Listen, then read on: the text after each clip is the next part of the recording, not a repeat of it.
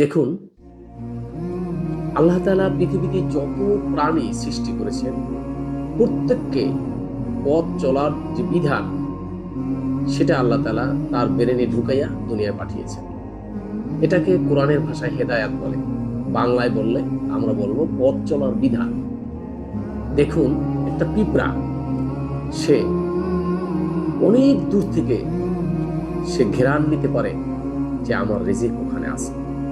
একটা শকুন ৩০০ মাইল দূর থেকে দেখে যে ওখানে একটা মরা গরু লাশ পড়ে আছে, এটাই তার খাদ্য।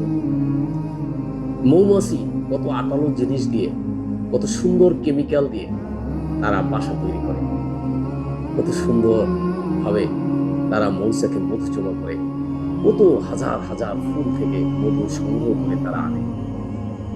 এই যে ইঞ্জিনিয়ারিং ট্রেনিং, মৌমাছি কোন ইঞ্জিনিয়ারিং বিশ্ববিদ্যালয়ে লেখাপড়া করেছেন? এই জ্ঞান আল্লাহ তাআলা তার ব্রেনে ঢুকাইয়ে পৃথিবীতে পাঠিয়েছেন।